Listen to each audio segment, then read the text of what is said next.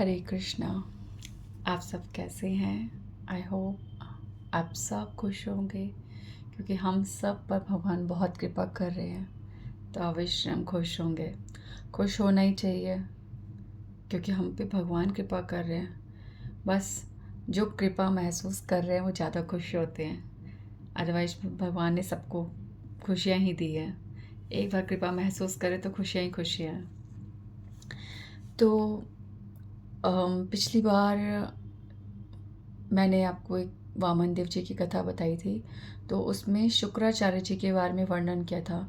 सब कुछ मैंने बिल्कुल एग्जैक्ट बोला था, बट मैं भी इंसान हूँ, थोड़ी मिस्टेक हो सकती है। तो मुझे ना एक लगता है कि वो शुक्राचार्य जी का जो मैंने बताया था ना, कि उन्होंने वो देवताओं के गुरु नहीं बने थे। तो देवताओं के गुरु नहीं बने थे, इसका एग्जैक्ट कारण ना मैंने जो बोला था वो कहाँ मैच होता है मुझे नहीं याद आ रहा। बट देवताओं के वो गुरु क्यों नहीं बने थे, उसका रियल सोर्स पूरा प्रॉपर मैं आपको आगे बताऊंगी। क्योंकि बहुत कभी लॉन्ग टाइम तक ऐसा हो जाता, थोड़ा सा वो हो जाता आगे पीछे। बाकी बाकी सारी कथा बिल्कुल ठीक थी। प्रहलाद महाराज की, शुक्राचार्य जी की जो मैंने आपको बताई थी, वामन बलि महाराज के केस में। ठीक है, तो इसलिए बोल रही हूँ कि आप लोग सोचे कि मैं त्रुटि करी, तो मैं खुद एक्सेप्ट कर रही हूँ, माफ़ कर दो मुझे। बाकी आज अब मैं जो मैं अंदर से चाहती थी, मैं आज इसकी शुरुआत कर रही हूँ। चैतन्य महाप्रभु के बारे में जानना बहुत ज़रूरी है। भगवान कृष्ण ने इतना महत्वपूर्ण अवतार लिया था इस कलयुग के लिए। चैतन्य महाप्रभु बनकर भगवान स्वयं भक्त बनकर आए थे। भगवान क्यों भक्त बन के आए थे? ताकि हम समझें कि इस कलयुग में भक्ति कैसे की जा सकती है, कौन सी भक्ति करनी चाहिए, किस प्रकार भक्ति करनी चाहिए। तो इसलिए चैतन्य महाप्रभु के बारे में आज हम वर्णन करेंगे। तो चैतन्य महाप्रभु के बारे में हम शुरुआत करें। ये लॉन्ग जर्नी है, मैंने आपको पहले बताया था, थोड़ा थोड़ा करके बताऊंगी। बट इतनी सुंदर लीलाएं भगवान की, इतनी सुंदर लीलाएं कि एक एक लीला सुनते सुनते आपको ना भगवान से प्यार होने लग जाएगा। इसलिए वो जो है ना, वो शुरुआत करने के लिए मुझे शुरुआत यहाँ से करनी पड़ेगी जो आज है। ठीक है, तो चैतन्य महाप्रभु की लीलाएं समझने के लिए, उनका जन्म अवतार समझने के लिए कारण समझने बहुत ज़रूरी है। पहले हर बार भगवान का जब अवतार होता है उसके कारण होते हैं। तो भगवान किस कारण से जन्म लेते हैं, भगवान किसके द्वारा, किसके मूल कारण की वजह से जन्म लेते हैं, ये बहुत चीज़ें होती है। कोई भी चीज़ का ना एक थ्योरी होती है, एक तत्व होता है।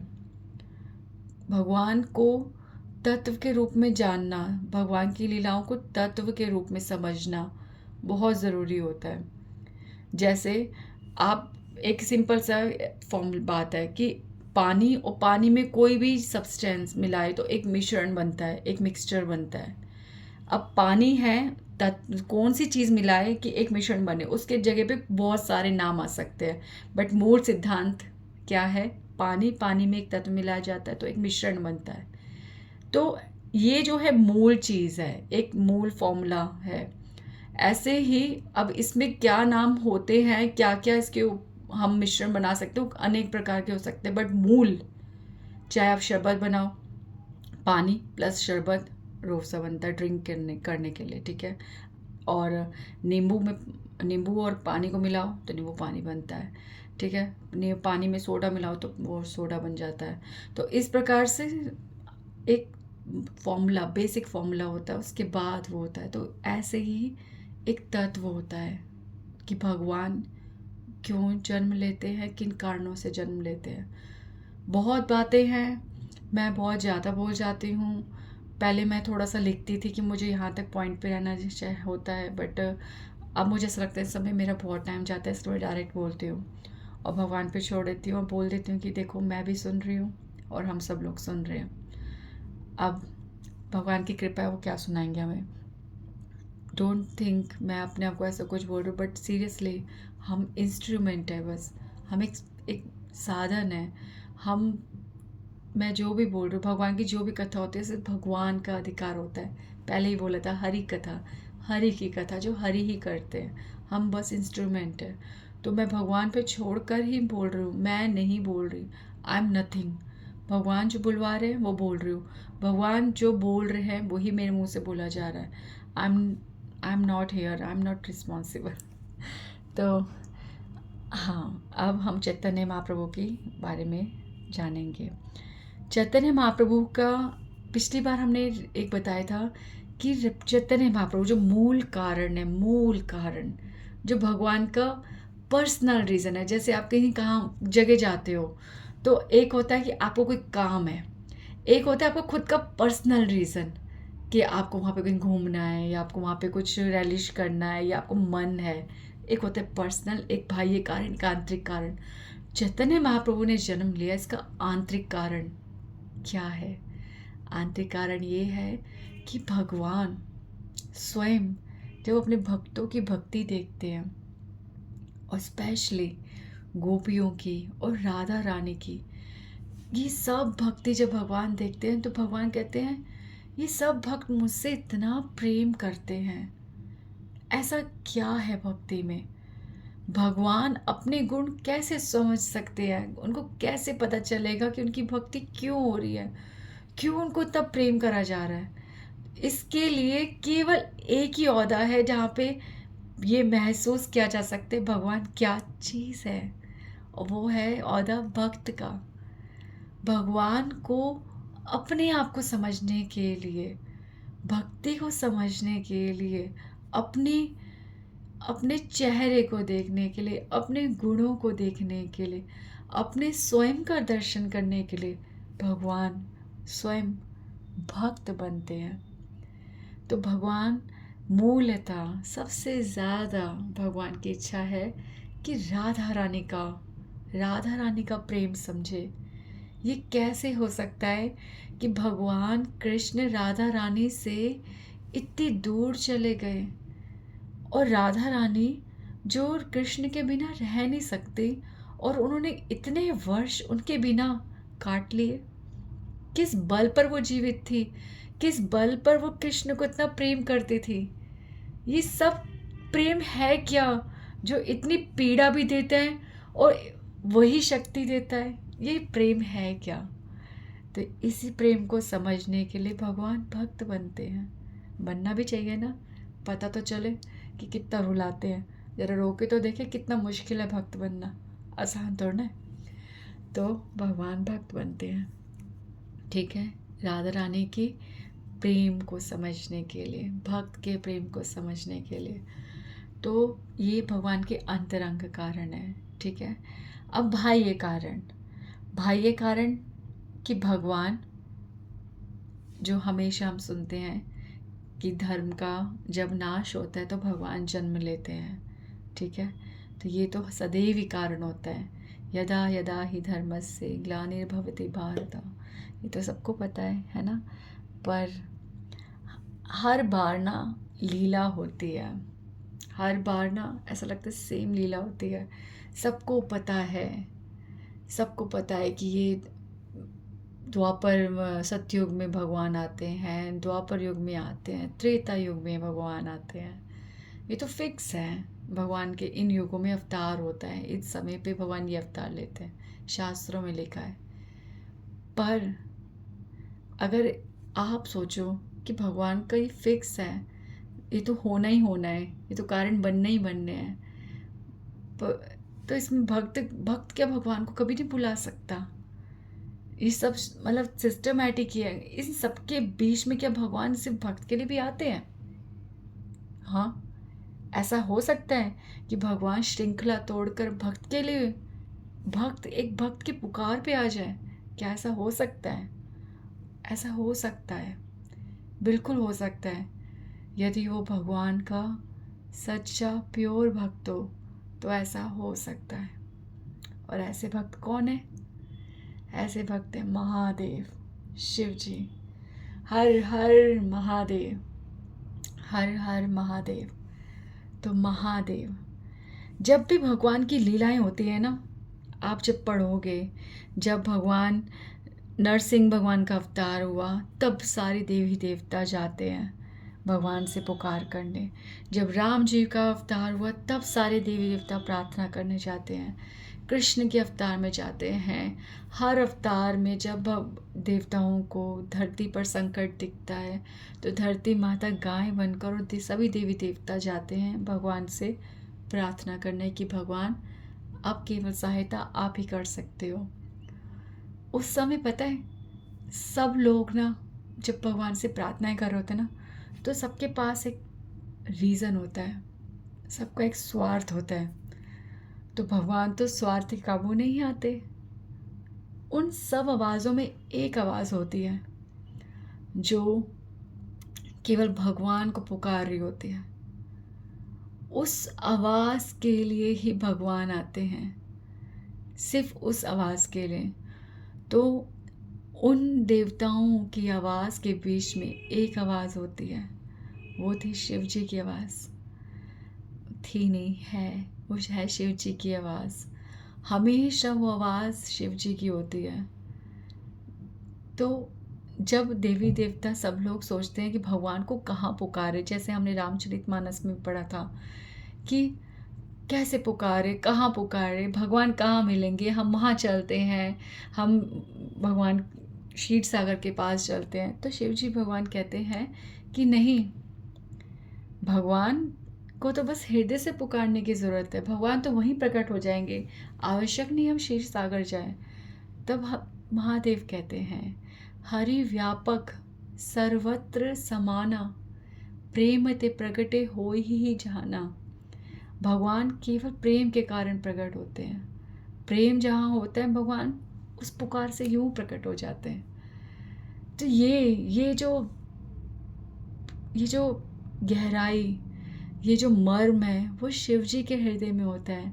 उन सब आवाज़ों में भगवान को शोर नहीं सुनाई देता, भगवान को स्वार्थ नहीं सुनाई देता, भगवान को सिर्फ और सिर्फ प्रेम सुनाई देता है।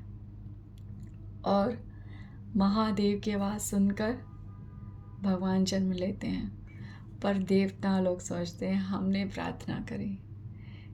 अब ये जो चैतन्य महाप्रभु की लीला हो रही है ना, इसमें एक एक चीज़ स्पष्ट क्लियर दिखती है। एक एक भक्त का दर्शन होता है। भगवान की समस्त लीलाओं का दर्शन चैतन्य महाप्रभु की लीला में होता है। भगवान का एक एक भक्त भगवान के लिए क्या है, एक एक जीव भगवान के लिए क्या है, वो चैतन्य महाप्रभु की लीला में दर्शन होता है। इसीलिए तो बहुत जल्दी मचा रही हूँ मैं कि प्लीज़ चैतन्य महाप्रभु की लीला श्रवण करो। आप कर रहे हो या नहीं कर रहे हो मुझे नहीं पता, पर मुझे तो बहुत आनंद आ रहा है ये सोच कर कि कुछ सुन रहा है। मैं तो सुन रही हूँ। तो गौरांग महाप्रभु अब यहाँ पे प्रूफ करते हैं कि मैं सिर्फ शिव जी की आवाज़ सुनकर ही आता हूँ, और एक भक्त मुझे पुकारे तो भले ही वेदों में यहाँ लिखा हो कि भगवान का अवतार इस समय है, इस समय है, इस समय है, कोई खाली समय भी है, और अगर उस खाली समय में जहाँ भगवान का अवतार होने का समय ही नहीं है, पर वहाँ पे एक भक्त पुकार ले मुझे, तब भी मैं सारी श्रृंखलाएं, सारे शास्त्रों का खंडन करके भी वहाँ पे पैदा हो सकता हूँ, जन्म हो ले सकता हूँ, प्रकट हो सकता हूँ। तो अब गौरांग महाप्रभु यहाँ पे प्रूफ करते हैं। तो भगवान चैतन्य महाप्रभु प्रूफ करते हैं इस लीला के द्वारा कि वो केवल और केवल हमेशा शिव जी की पुकार सुनते ही जन्म लेने का निश्चय करते हैं, निर्णय करते हैं।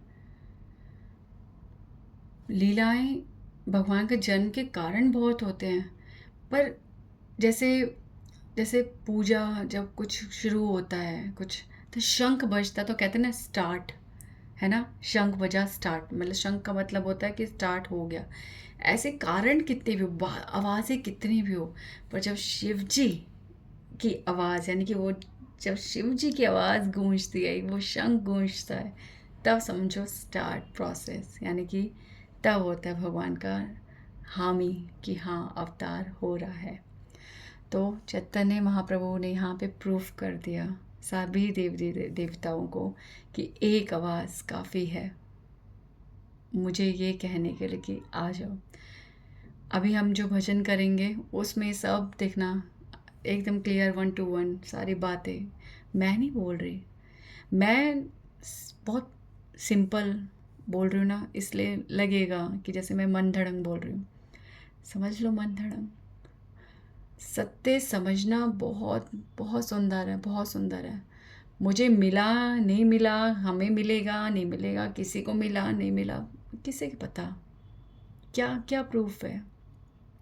सत्य समझ आना ज़रूरी है। सत्य समझ के जो आनंद आता है वो आनंद आना ज़रूरी है। और क्या होते भगवान को पाना, और क्या होती भक्ति। सत्य सुंदर लग रहा है, सत्य सुनने का मन कर रहा है, सत्य बोलने का मन कर रहा है, सत्य में आनंद ही आनंद दिख रहा है, यही तो है भगवान, यही तो है सब कुछ। तो अब हम आगे बढ़ते हैं। तो गौरांग महाप्रभु ने महादेव की पुकार में हामी भरी, ठीक है, और जन्म लेते हैं।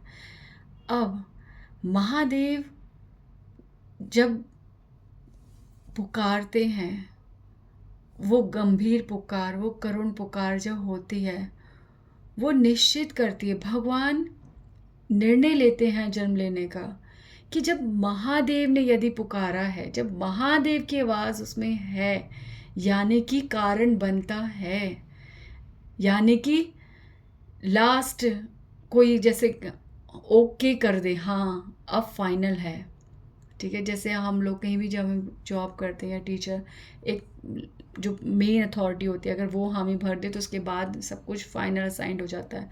तो इसी तरह से महादेव, जब महादेव किसी चीज़ के लिए, महादेव भगवान को जन्म लेने के लिए कह रहे हैं, तो इसका मतलब वो गंभीर बात है, वो निर्णय लेना आवश्यक है। महादेव की सुनते ही यहाँ पे कहते हैं, एक लाइन आती है, क्या था, कृष्ण ना करे न यार संकल्प अन्यथा। चैतन्य भागवत में लिखा है, कृष्ण ना करे न यार संकल्प अन्यथा। देखो, अब आप कहोगे कि मैं कृष्ण भक्त हूँ इसलिए मैं कृष्ण बोलती हूँ। सत्य ये है कि मूल रूप भगवान का, ठीक है, मूल रूप भगवान का कृष्ण है, भगवान का ओरिजिनल नाम कृष्ण है, भगवान ओरिजिनल कृष्ण है, ठीक है। अब वही कृष्ण जो है अलग अलग अलग अवतार लेते हैं, जैसे मैंने बोला था ना 10 अवतार स्तोत्र पढ़ो, तो भगवान के जितने 10 अवतार स्तोत्र उसमें कृष्ण अवतार नहीं आता। कई लोग मैं नोट करती हूँ, जैसे मैं कहीं जाती हूँ देखती हूँ डांस कर रहे होते हैं, कृष्ण अवतार दिखाते, no, it's a wrong philosophy, ऐसा नहीं है। भगवान के 10 अवतार लीला में भगवान कृष्ण का अवतार नहीं दिखाते, क्योंकि ही इज़ मूल, he is the original personality of godhead, तो वो तो है ही नहीं, ठीक है, वो तो कारण है, वो तो ओरिजिनल है। तो भगवान के जितने रूप भगवान लेते हैं, ठीक है, उनका मूल जो है भगवान कृष्ण है। तो जिस तरह से मैं बोल रही हूँ कृष्ण, तो उसमें मतलब राम है, उसमें नरसिंह है, उसमें बुद्धा है, उसी में सब है, ठीक है। तो अलग अलग बोलना, अलग अलग भेद करना, ये हमारी दुर्बल मति है, हमारी वीक सोच है, ये हमारी कमज़ोर सोच है ये। तो ये इसे प्लीज़ व्यापक करो। उस व्यापक को समझने के लिए हम इतनी छोटी सोच से काम नहीं चलेगा, ठीक है। तो कृष्ण बोल रहे इसका सब, ठीक है। तो यहाँ पे लाइन जो आती है, कृष्ण ना करे यार संकल्प अन्यथा, यानी कि कृष्ण यानी कि राम यानी कि सब, जिसका संकल्प अन्यथा नहीं कर सकते। अगर महादेव ने कोई संकल्प लिया है और महादेव संकल्प ले और वो टल जाए बात, इम्पॉसिबल। महादेव का निर्णय कभी गलत नहीं हो सकता। तो कृष्ण ना करें यार संकल्प अन्यथा, ठीक है। तो भगवान भी शिव जी का संकल्प कभी अन्यथा नहीं करते। तो वो शिव जी अद्वैत आचार्य बनकर आज पुकार कर रहे हैं। अब हम इसके भूमिका पे जाते हैं कि चैतन्य महाप्रभु आने वाले हैं, किन कारण से भगवान आए। अब अद्वैत आचार्य जी जो हैं वो कहाँ पे जन्म लेते हैं? गौड़ देश। गौड़ देश मतलब बंगाल में, ठीक है, वेस्ट बंगाल में, ठीक है। तो वहाँ पे वो जन्म लेते हैं। अभी इसका मैं आपको साथ साथ प्रूफ भी दूंगी, क्योंकि रिस्क नहीं लेना है ना, रिस्क नहीं लेना, पूरा प्रूफ के साथ आपको बताऊंगी। एक सेकेंड, ये हाँ, माघे शुक्ला तिथि सप्तमीते अति उथलाय महा आनंद सिंधु, ठीक है। तो इस तिथि पर अद्वैत आचार्य जी ने जन्म लिया था, ठीक है। तो अद्वैत आचार्य जी ने नवद्वीप, ठीक है, वहाँ पे जन्म लिया था बंगाल में। और अद्वैत आचार्य ने क्या देखा, क्या हो रहा है कि ना ही अन्य शुभ कर्म लेश, कि इस अवनि पर, इस धरती पर अब कोई शुभ कार्य नहीं बचा। यक्ष पूजे मध्य मासे, नाना रूप जीव हिंसे, एई मत हैल सर्वदेश। पूरे देश में हर जगह लोग यक्षों की पूजा कर रहे हैं, ठीक है। यक्ष मतलब भूत पिशाच, ये सब इनकी पूजा कर रहे हैं, मांस मदिरा पे निर्भर हो गए हैं, नाना रूप से अनेक प्रकार से जीव हिंसा कर रहे हैं। तो इस तरह का कली काल सर्प विषय, दग्ध जीव मिथ्या रसे, पूरा कली काल जो है, जो कलयुग है, वो मतलब आरंभ में ही, शुरुआत में ही अपना विष फैलाने लगा। कलयुग को सर्प बोला गया और वो विष फैला रहा है। अभी से कलयुग तो बहुत दूर है, अभी कितने वर्ष है शास्त्रों के अनुसार।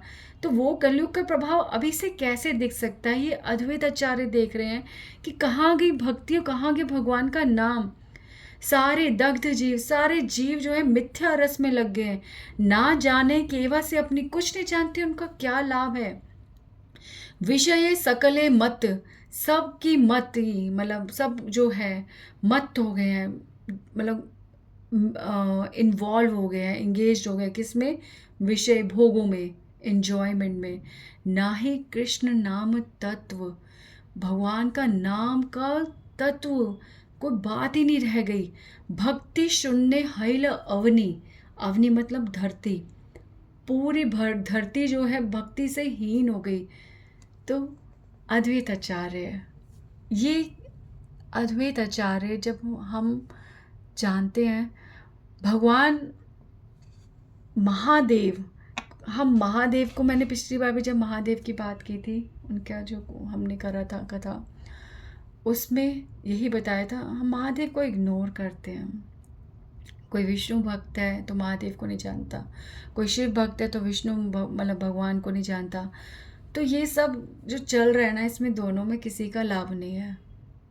बताया था आपको, ना शिव उसकी शक्ल देखते हैं जो भगवान को, उनके अपने आराध्य को, विष्णु भगवान की पूजा नहीं करता, मतलब शिव जी राम तत्व, कृष्ण तत्व को नहीं समझता, तो शिव जी उसकी शक्ल नहीं देखते। और ऐसे ही भगवान, स्वयं भगवान जो शिव तत्व को नहीं समझते, उनकी शक्ल नहीं देखते। तो भगवान,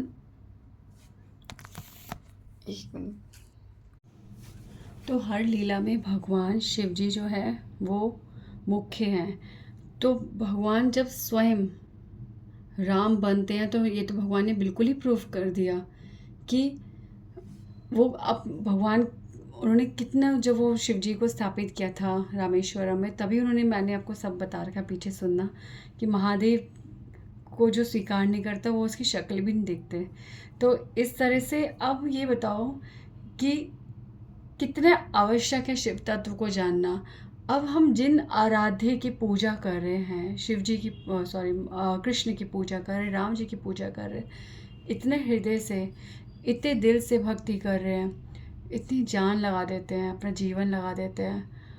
अब उनकी स्थिति समझो, भगवान के वर्ड्स, भगवान के वाणी किसी भी केस में किसी के लिए भी नहीं बदलती। जैसे मैं बोला, तत्व तत्व जो है, मूलतः तत्व जो है वो कहीं भी नहीं हिल सकता। अगर भगवान ने बोल दिया कि मैं प्लस शिव तत्व, तभी भक्त मुझे और हम समझ सकता है, तो ये सत्य है। ये अगर भगवान राम ने बोल दिया, यानी भगवान कृष्ण ने बोल दिया, यानी भगवान वामन ने बोल दिया, यानी भगवान नरसिंह ने बोल दिया। हर अवतार में भगवान एक ही बात को कितनी बार बोले, पर नहीं, हमें तो नहीं समझना। शिव जी के बारे में सुनते ही कान बंद कर लो। भैया भगवान कैसे स्वीकार करेंगे हमें अगर हम शिव तत्व नहीं समझेंगे। जैसे मैंने पिछली बार वो गणपति जी की कथा सुनाई थी, अब वो व्यक्ति जो है गणपति भट्ट, वो गणेश जी को भगवान मानता है, पर गणेश जी भी मजबूर हो गए, मैं क्या करूं, कैसे समझाऊं। तो उन्होंने अपनी जिम्मेदारी समझी ना, और उन्होंने उनको रियलाइज़ करवाया कि भगवान कृष्ण परम भगवान है। तो उसी तरह से अब भगवान को ये शिव तत्व स्थापित करना है, क्या करें। इसीलिए भगवान ने अपने अवतार होने से पहले, मैंने कहा ना, चैतन्य महाप्रभु की लीला मतलब सब कुछ स्पष्ट। जैसे भगवान खुद ही मैदान में उतर के आए कि अब सब कुछ स्पष्ट करना है। आपको किसी भी बारे में कुछ भी ऐसा, किसी भी लीला का कोई भी अंग ऐसा है जो आपको नहीं समझ आ रहा, नहीं आता, वो आपको चैतन्य महाप्रभु बिल्कुल स्पष्ट कर सकते हैं। इतने महावदान्य हैं चैतन्य महाप्रभु। तो अब चैतन्य महाप्रभु से पहले अद्वैत आचार्य का जन्म हुआ। कहाँ पे? बंगाल में, नवदीप धाम में। ठीक है, अद्वैत आचार्य, शिव तत्व। तो भगवान ने कहा कि शिव तत्व तो समझाना ज़रूरी है। मैं सीरियसली बोल रही हूँ।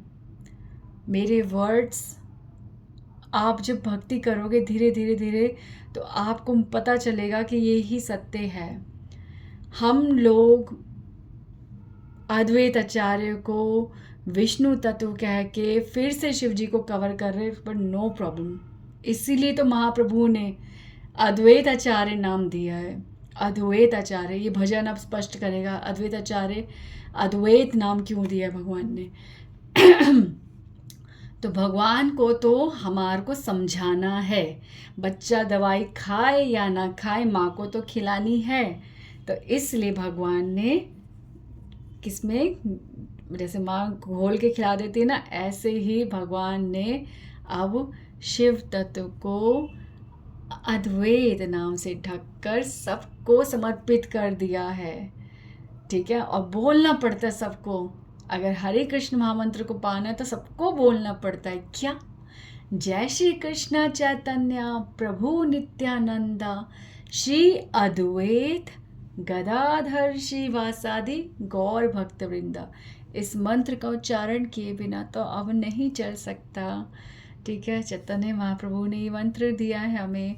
ये चैतन्य महाप्रभु मतलब हमारे कृष्णदास कविराज गोस्वामी, हमारे आचार्य वृंद ने ये मंत्र बनाया, क्योंकि ये पंच तत्व बोला गया से मंत्र को।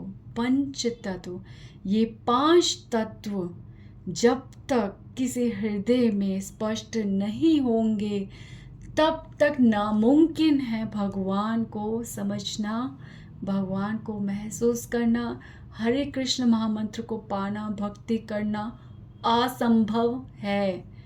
और ऐसा नहीं है कि चैतन्य महाप्रभु ये स्थापित कर रहे, ये स्थापित शुरू से है, ये स्थापित शुरू से है। बस चैतन्य महाप्रभु स्पष्ट कर रहे हैं।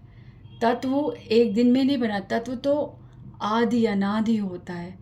बस भगवान उसे स्पष्ट कर रहे कि बहुत आवश्यक है। तो ये 5 तत्व में पहला तत्व जो मैं आपको हेल्प कर रही हूँ, हम लोग एक दूसरे को हेल्प कर रहे हैं, वो है अद्वैत तत्व, शिव तत्व।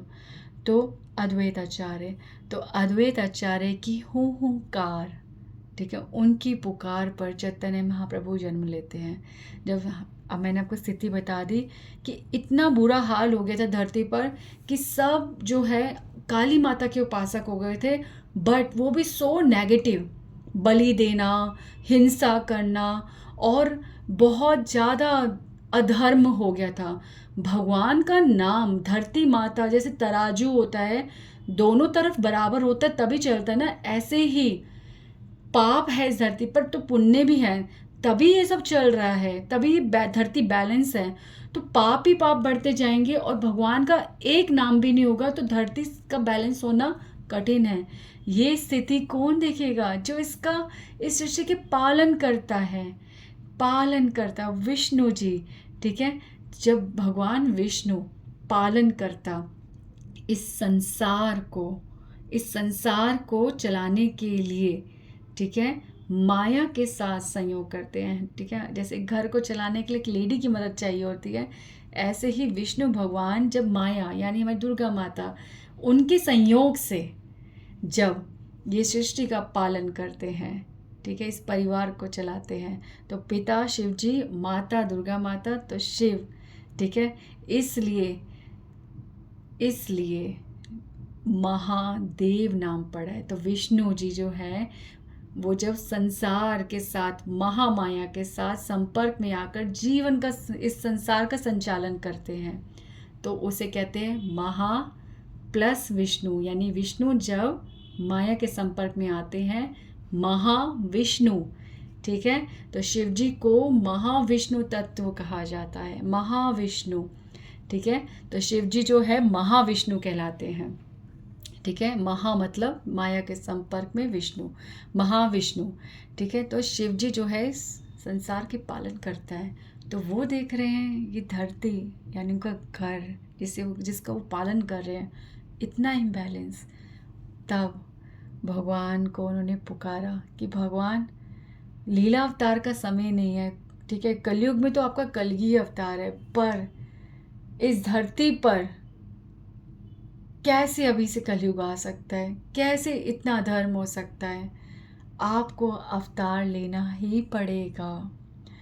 आपको, ये मेरे जीव, यहाँ इस संसार के जीव जो हैं, ये लोग भक्ति के बारे में नहीं समझ सकते क्योंकि इनकी बुद्धि बहुत छोटी है इस कलयुग के हिसाब से। ये इतना बड़ा तत्व ये कुछ नहीं समझ सकते, इनके पास समय नहीं है। हे भगवान, इस जीव की अवस्था को देखकर कुछ कल्याण करो, अवतार लो और ऐसी भक्ति की ऐसे साधन बताओ जिससे छोटे से छोटा जीव भी आपकी भक्ति कर सके और इस धरती का भी संचालन हो सके। ऐसा कुछ करो। और अद्वैत आचार्य ने गंगा जल हाथ में लेकर तुलसी दल उसमें रखकर और यूं पुकारा भगवान को कि भगवान ने अवतार लिया। ठीक है, भगवान ने अवतार लिया। अब अद्वैत आचार्य ने जब पुकारा, हाँ, ये सब ना जो नहीं जानते हैं बिल्कुल भी, जिन्होंने नहीं करा पढ़ा कभी, उनके लिए समझ में आ सकता है तो बहुत कृपा है भगवान की। पर जिन्होंने पढ़ा है वो भी इसे स्पष्ट समझे। ये सिर्फ बातें नहीं हैं, ये बातें नहीं है, बहुत डीप है, बहुत डीप है। हम फिर से वही गलती करते हैं कि हम भगवान को तो समझते हैं पर भगवान के सब पार्षदों को नहीं समझते। हमें सबको समझना बहुत ज़रूरी है। और सिर्फ इसीलिए नहीं, उसी दिन ही नहीं जिस दिन उनका आविर्भाव है, वो प्रतिदिन हमारे स्मरण में होने चाहिए। प्रतिदिन आप मेरे परिवार में अगर मुझसे प्रेम करते हो, मेरे परिवार के किसी सदस्य से आपका कोई संबंध नहीं, तो मैं आपसे संबंध क्यों रखूँगी? इसी प्रकार आप भगवान से संबंध बना रहे हो और भगवान के पार्षद, भगवान के संगीगण, भगवान के जो साथ हैं लोग, उनके साथ संबंध बना रहे हो, तो भगवान आपको बाहर से विदा कर देंगे। जैसे कोई बाहर का गेस्ट आता है ना, बाहर से विदा करते, फैमिली के अंदर नहीं घुसाते। क्यों? क्योंकि फैमिली से कनेक्शन नहीं है। तो इंटीमेट भगवान का बनने के लिए भगवान की फैमिली से, भगवान के सभी पार्षदों से संबंध बनाना पड़ेगा। ठीक है, तो अद्वैत आचार्य का ये, ठीक है, इस प्रकार से अद्वैत आचार्य ने पुकारा। हाँ, तो मैं ये कह रही थी कि भगवान अद्वैत आचार्य ने पुकारा तो भगवान ने उसी समय अवतार ले लिया। हाँ, हम लोग लीला है ना सुनते हैं ना, ऐसे सोचते हैं कि भगवान ने उसी टाइम जन्म ले लिया।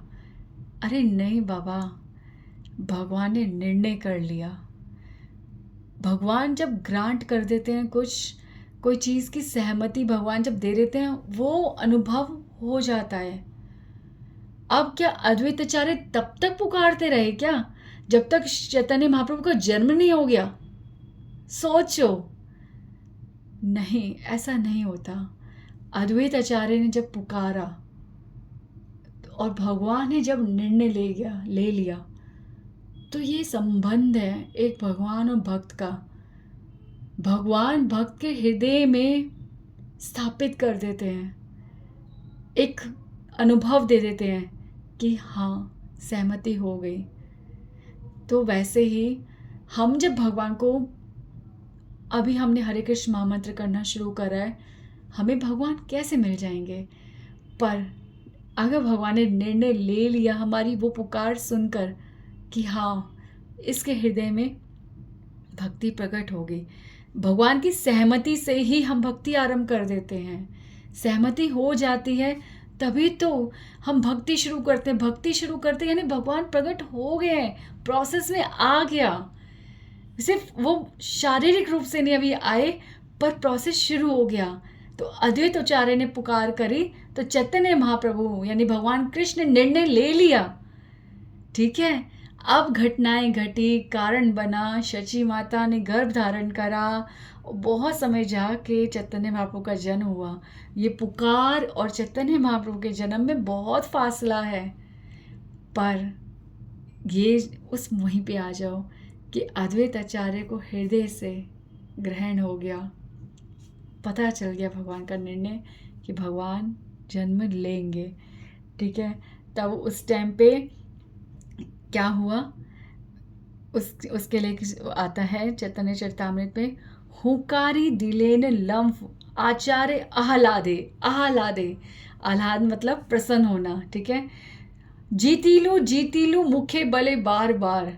ठीक है, जीव निस्तारिते हवे गौर अवतार। तब अद्वैत आचार्य के हृदय में, ठीक है, आह्लाद यानी प्रसन्नता आ गई।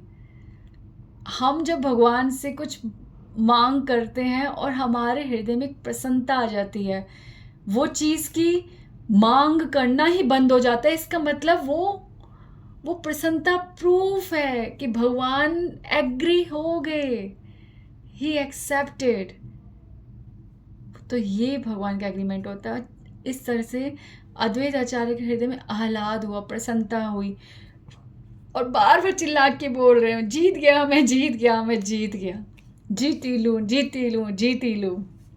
इस तरह से बार बार मुख से बोल रहे हैं। और जीव के निस्तार के लिए भगवान जन्म लेंगे, ये अद्वैत आचार्य ने सुन लिया, समझ लिया। कहाँ से? हृदय के संबंध से। अरे वो तो हृदय में बैठे हैं, हृदय में बैठे हैं। कोई दूर थोड़ा सा बैठा होता, कुछ बोलता है तो सुनाई देता है। जब वो हृदय में बोलते हैं ना, सब सुनाई देता है। पर किसको? भक्त को सुनाई देता है। भक्त बनना कोई बड़ा लंबा चौड़ा काम नहीं है, सिर्फ एक समर्पण है, एक समर्पण बस। उसके बाद सब कुछ धीरे धीरे पहले धुंधला, फिर थोड़ा क्लियर, फिर बिल्कुल क्लियर सुनाई देने लग जाता है। तो इतना सारा तो अभी हो गया, but I will not stop. It's your desire, आप सुनो ना सुनो, क्योंकि मैंने एक बार पहले ही बोला था कि शिव तत्व आई हैव अनलिमिटेड। अरे बाबा, शिव तत्व, ये तो मेरा सौभाग्य है कि मैं शिव जी की पूजा कर रही हूँ, उनके बारे में बोल रही हूँ। मुझसे पूछो क्या हो रहा है, कितना आनंद आ रहा है। शिव बोलने से कितना आनंद आता है। तो ये हो गई हमारी स्थिति। ठीक है, कारण बन गया। चैतन्य महाप्रभु का अवतार कैसे हुआ ये हमने सुन लिया। तो अब हम करेंगे भजन। ठीक है, अद्वैत आचार्य गोसाई साक्षात ईश्वर। ठीक है, एक एक शब्द पूरा शास्त्रिक है। ठीक है, अब मैं बोल रही हूँ तो मैं देख के पढ़ रही हूँ भजन, और बिल्कुल साक्षात जो वर्ड्स हैं शास्त्रों के वही बोल रही हूँ, नो डाउट। अगर आप इसे मिस इंटरप्रिटेट समझो, स्पेकुलेशन समझो, तो आप समझ लो। पर अगर ये स्पेकुलेशन होती तो भक्ति करना बहुत मुश्किल होता, इम्पॉसिबल। और रही बात, मैं गलत हूँ, मैं गलत बोल रही हूँ, दुनिया कितना गलत कर रही है। अगर मैं गलत हूँ तो चलने दो, जिसको सुनना है सुन ले, जिसके हृदय में लग रहा है कि सत्य है समझ ले। जिसको नहीं समझ में आ रहा, नहीं सत्य लग रहा, ना सुने। बहुत कुछ हो रहा है, मेरे को मेरी तृप्ति प्राप्त करने दो, क्योंकि मेरे लिए तो यही सत्य है, मेरा सत्य यही है, मेरे को यही सत्य दिख रहा है, मुझे हर लीला में यही सत्य समझ आ रहा है, मैं सत्य पे ही जीवन जी रही हूँ, इसलिए मैं बोल रही हूँ। मुझे तो सत्य सिंपल सुनाई देता है, सिंपल ही दिखता है, इसलिए मैं सिंपल बोल रही हूँ। अब सबको बहुत कठिन भाषा में सुनना है तभी सत्य लगेगा, तो उनकी चॉइस है। बाकी मुझ जैसे मूर्ख लगे तो ये बहुत सुंदर है। तो अद्वैत आचार्य गोसाई साक्षात ईश्वर, याहार महिमा नहे जीवेर गोचर। अद्वैत आचार्य, ठीक है, साफ साफ बोल रही हूँ, नो ढकना वकना, ठीक है, सिंपल। शिव जी, शिव जी, शिव जी। अद्वैत आचार्य गोसाई साक्षात ईश्वर, वो साक्षात ईश्वर है। क्यों? वो विष्णु तत्व हैं। यहार महिमा नहे जीवेर गोचर, शिव जी की महिमा हम जीव नहीं समझ सकते, बिल्कुल नहीं समझ सकते। जब तक हरि की कृपा नहीं होगी कतई ही नहीं समझ सकते, एक कण मात्र नहीं समझ सकते, ठीक है। तो याहर महिमा नहे जीवेर गोचर, महाविष्णु सृष्टि करेन जगदाधिकारे। महाविष्णु सृष्टि करेन, महाविष्णु, ठीक है, मैंने बताया ना, शिव जी, विष्णु जी जब माया के संपर्क में आते, विष्णु और महामाया यानी कि ऐड महा प्लस विष्णु, महाविष्णु। महाविष्णु सृष्टि करेन जगदाधिकारे, तो सृष्टि करने के लिए, जगत के कार्य करने के लिए महाविष्णु यानी शिव जी, ठीक है। तार अवतार साक्षात अद्वैत आचार्य, वही महाविष्णु का अब चैतन्य लीला में अवतार हुआ है। कौन? शिव जी। भगवान चैतन्य महाप्रभु जब अवतार ले रहे हैं तो हर लीला का एक एक सदस्य, राम जी की लीला की शबरी, राम जी की लीला की क्या बोलते हैं, हनुमान जी, ठीक है, और सब ऐसे राधा रानी के कृष्ण लीला के राधा रानी के पिता वृषभानु जी, ठीक है, सब हर लीला में जो जो है वो सब चैतन्य महाप्रभु की लीला में आए हैं। तो शिव जी ने कहा, भगवान हमेशा मुझे भगवान कह के आपने तो मुझे अपने आप से जीव सबसे दूर कर दिया है, पर इस लीला में आप महावदान्य आए हो। महावदान्य मतलब आप सबके साथ न्याय कर रहे हो, सब पर करुणा कर रहे हो, तो मुझे पे भी करुणा करो, मुझे भी अपने साथ इस लीला का संगी बनाओ।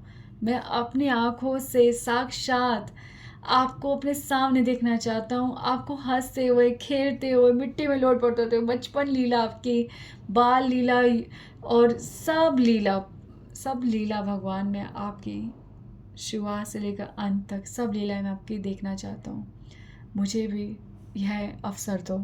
तो इसीलिए तार अवतार साक्षात अद्वैत आचार्य जी चैतन्य महाप्रभु के साथ अवतार लेते हैं।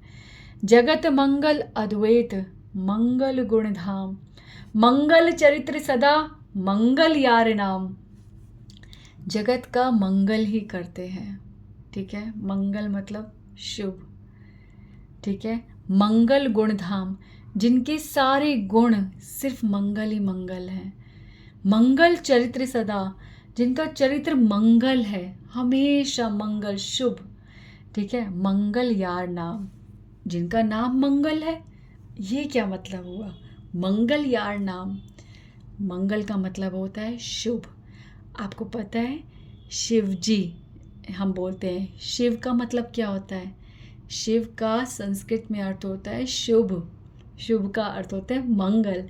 अब देखो यहाँ पे कैसे घुमा घुमा के श्री वृंदावन दास, श्री कृष्ण दास कविराज गोस्वामी जी चैतन्य चरितामृत में ये बोल रहे हैं मंगल यार नाम, ठीक है। अब देखो भगवान ने ढक के दिया, छुपा के दवाई खिलाई, तो भक्त भी वैसे ही कर रहे हैं, पर भगवान की कृपा होगी ना तो ये ढकना जो है ना, ये पर्दे हट के एकदम क्लियर, सब कुछ समझ आएगा। तो मंगल यार नाम यानी कि शिव जिनका नाम, शुभ जिनका नाम, शिव मंगल यार नाम। ठीक है, तो मंगल यार नाम। ठीक है, मंगल चरित्र सदा जगत मंगल अद्वैत मंगल गुणधाम। ठीक है, कमल नयनेर ते हो याते अंग अंश।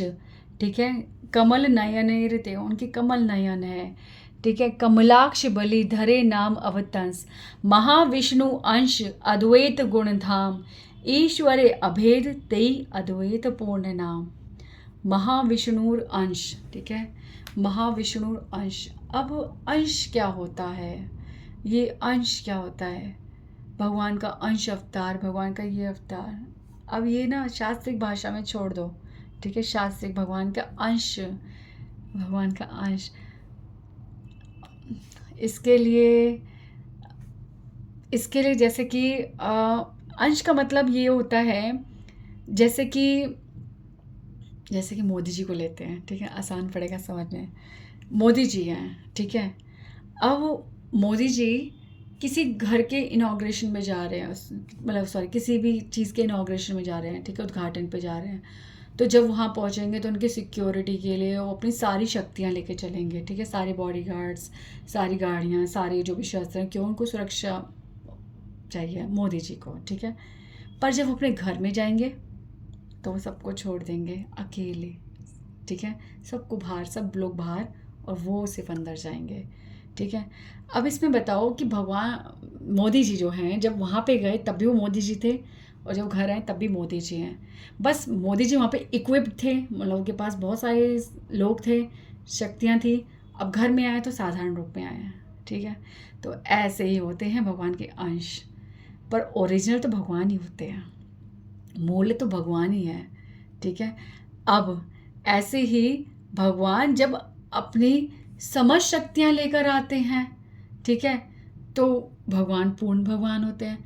थोड़ी कम लेके आते हैं, भगवान के अंश होते हैं।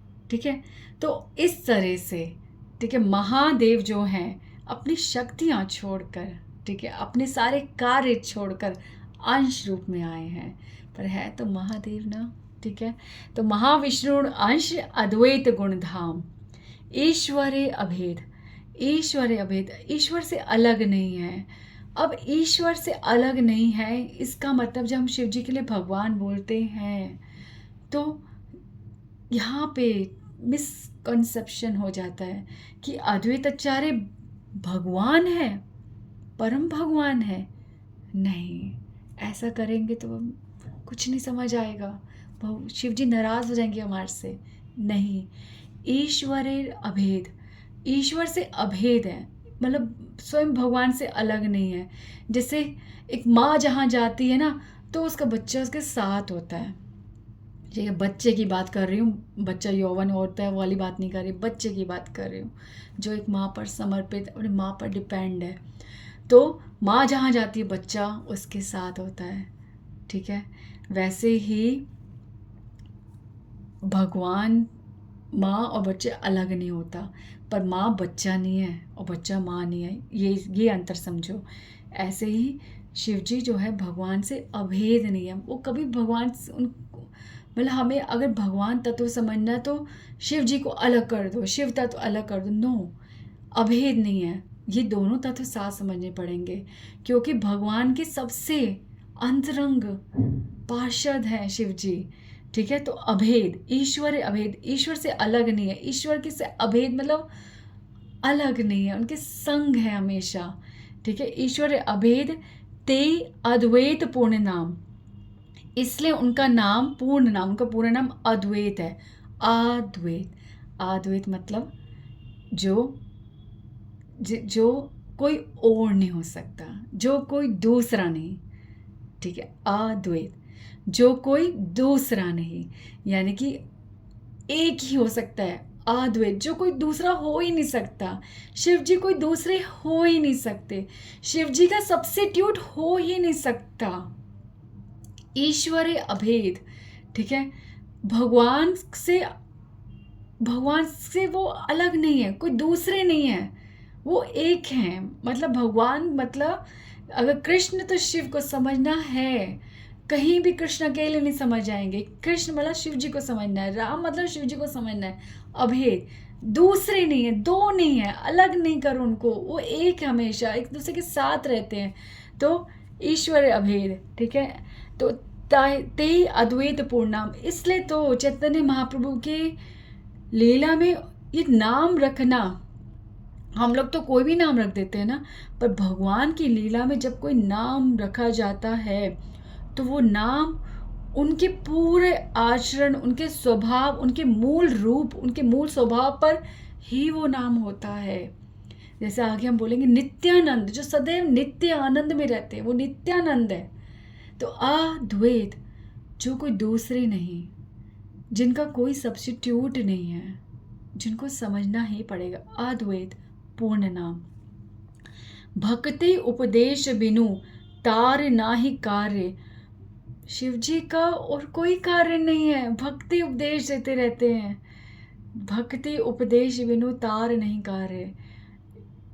जैसे आप लोग ऑफिस जाते हो, आप कहीं पढ़ते हो, आप जॉब करते हो, ये सब बाहर के कार्य होते हैं, पर मूल आपका काम जो भी है, जो आपका असली इंजॉय, जब वो बैठते हो तो वो काम करते ही हो, वो मूल। तो वैसे शिव जी सारे कार्य कर रहे हैं, संसार के लिए, जगत के कार्य कर रहे हैं, बट उनका मूल इंटरेस्ट, मूल कार्य जो उनका स्वभाव में है, जो सदैव करते, वो है उपदेश। वो सबको भक्ति देते हैं, ठीक है। भक्ति उपदेश बिनु तार नाही कार्य, उनका और कोई कार्य नहीं है भक्ति उपदेश देने के अलावा। काशी में सदैव वो इसी तरह से, जो एक बार राम बोलता है ना, उसको तो तार ही देते हैं। बस राम सुनते शिव जी वहीं सदैव उपस्थित रहते काशी में। तो राम सुनते, कहते हैं ना, काशी में अगर कोई व्यक्ति शरीर त्याग कर रहा है राम बोलते हुए, तो स्वयं शिव जी उसको मोक्ष प्रदान करते हैं, इतने प्रसन्न हो जाते हैं। कौन व्यक्ति क्या किया, बट ये आसान नहीं है आखिर समय में भगवान का नाम निकलना। नो नो नो, आसान नहीं है, बहुत कठिन है। तो पर महादेव की कृपा हो, भगवान की कृपा हो, भक्त की कृपा हो, तो कुछ भी असंभव, अंतिम क्षण में भी हम भक्ति पा सकते हैं, वो नाम उच्चारण हो सकता है। चमत्कार का मतलब क्या होता है, जो क्षण मात्र, अणु, क्षण से भी छोटा अणु क्षण, उसमें भी हो जाए, ये होता है चमत्कार। तो भक्ति में कुछ भी संभव है। तो अतएव नाम हेल अद्वैत आचार्य, अद्वैत आचार्य ईश्वरी अंशवर्य, तार तत्व नाम गुण सकली आश्चर्य, ठीक है। भगवान अद्वैत आचार्य ईश्वर के अंश है, ठीक है।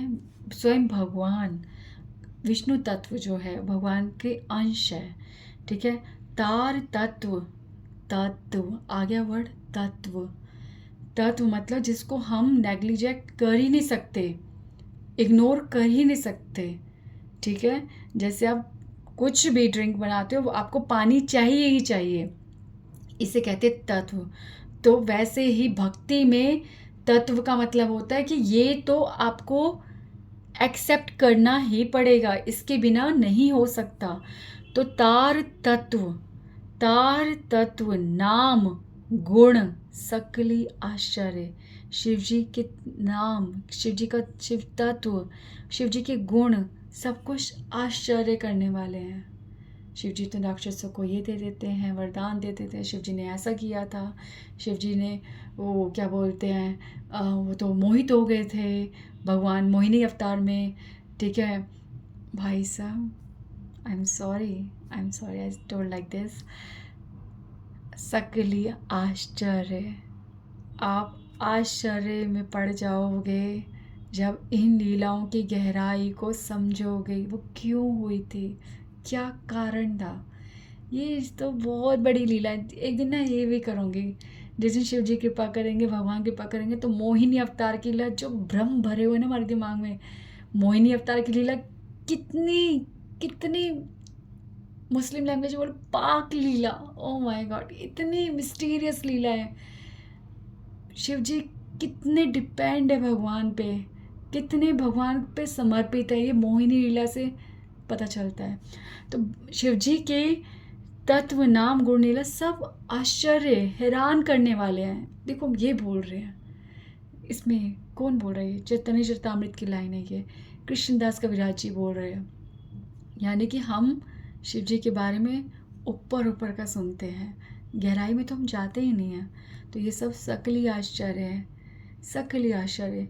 शिव जी ने शुक्राचार्य जी को संजीवनी मंत्र दे दिया था, संजीवनी मंत्र, जिससे शुक्राचार्य जी राक्षस मर जाए तो राक्षसों को जीवित कर सकते थे।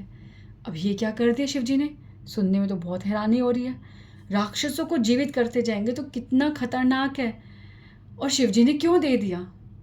अब लगेगा ना, हाँ, क्या क्या समझोगे शिव जी के बारे में। बट नो नो नो, यही है, यही तो बात है कि भगवान और भगवान की लीलाएं समझना बहुत बहुत कठिन है, बट कृपा के द्वारा सब कुछ संभव है।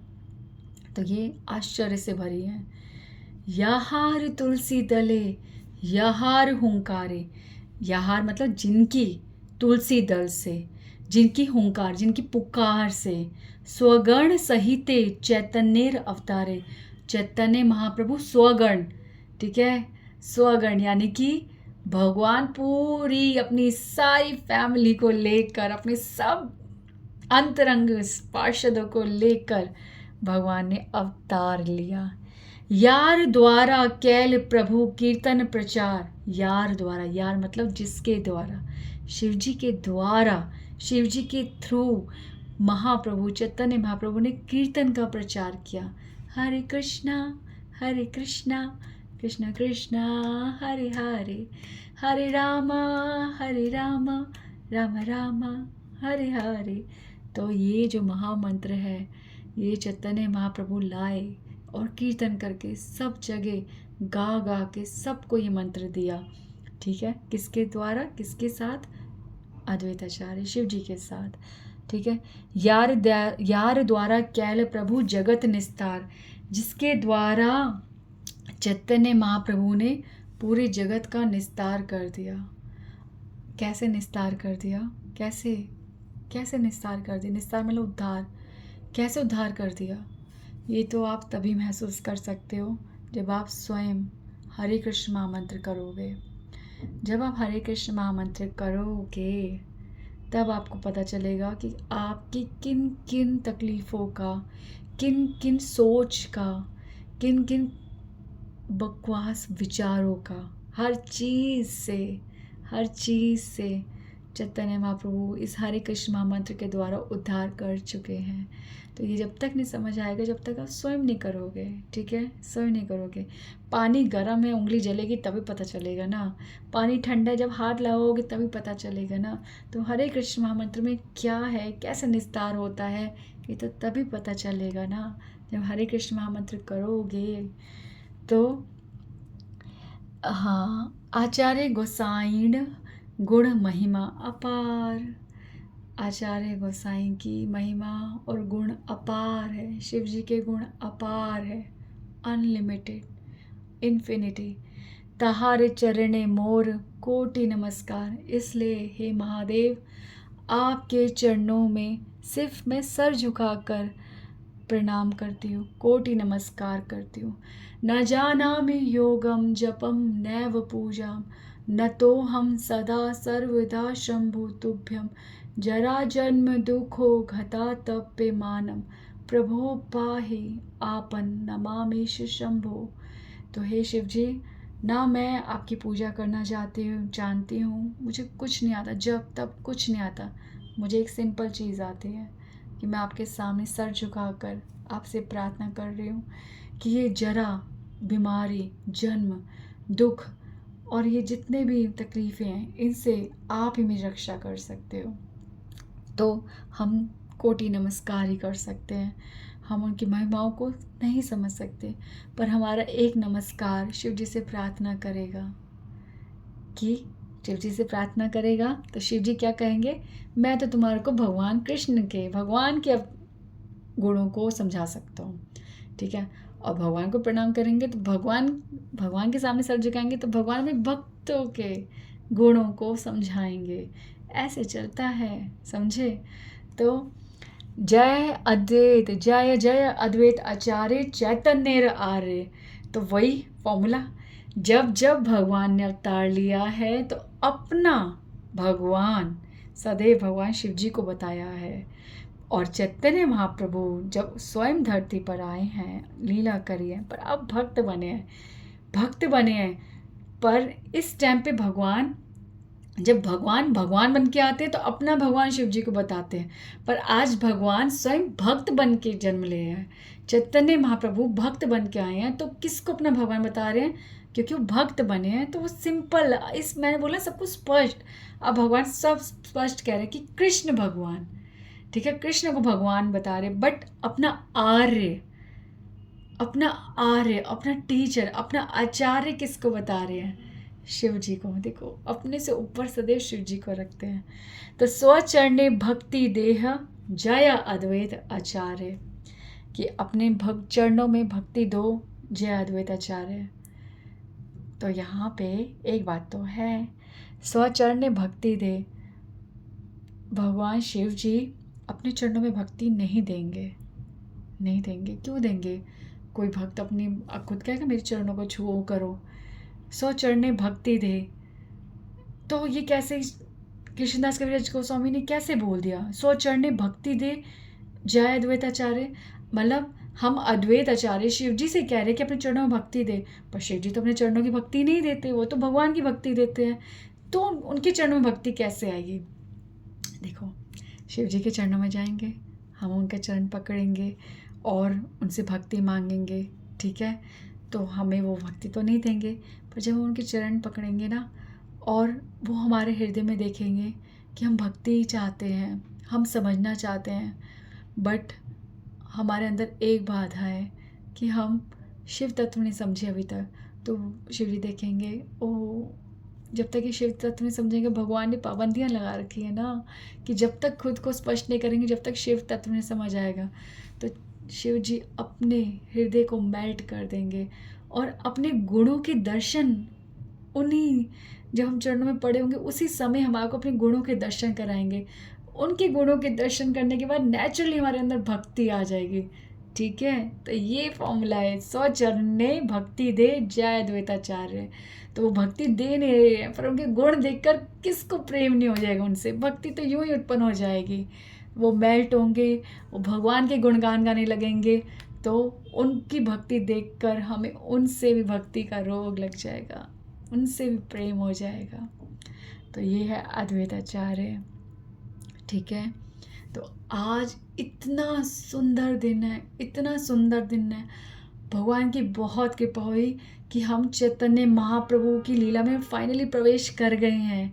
शिव जी ने हमें ग्रांट कर दिया। शिव जी क्षेत्रपाल है, जिस भी धाम में जाओ वहाँ शिव जी आपको मिलेंगे। आप वृंदावन में जाओ, वहाँ पे गोपेश्वर महादेव है, आप राधा कुंड जाओ, वहाँ कुंडेश्वर महादेव है, वहाँ आप जगन्नाथपुरी जाओ, वहाँ लिंगराज जी हैं, आप क्या बोलते हैं उधर जाओ, श्रीनाथ जी जाओ उदयपुर, वहाँ पे आप एकलिंग जी है। तो हर जगह क्षेत्रपाल, यानी कि भगवान के क्षेत्र को पालन करने वाले, ठीक है, जहाँ भी भगवान का धाम है वहाँ पे सदैव विराजित रहने वाले शिव जी, ठीक है। तो सोचो, भक्ति क्षेत्र में भी तो पाल कौन कर रहा है, द्वारपाल कौन कर रहा है, किसको एंट्री मिलती है? जो शिव जी को, शिव जी के द्वारा जिसको ग्रांट हो जाता है, जो शिव जी को, जो शिव जी से अनुमति प्राप्त कर लेता है, तो उसको भी भक्ति क्षेत्र में अधिकार मिलता है। तो शिव जी क्षेत्रपाल है, ठीक है। तो आज हमारी चैतन्य महाप्रभु की लीला में एंट्री होगी। Now you will not believe, कितनी सुंदर सुंदर लीलाएं हैं, और मुझे बहुत अवसर मिला कि मैं चैतन्य महाप्रभु की लीलाओं का वर्णन करूँगी, बट अभी भी नहीं शुरू होगी।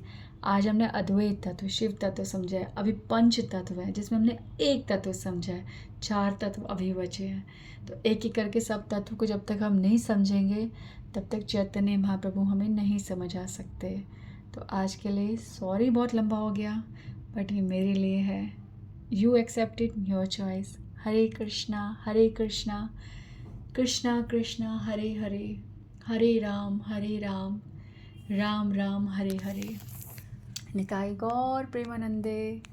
हरि हरि हरि बोल।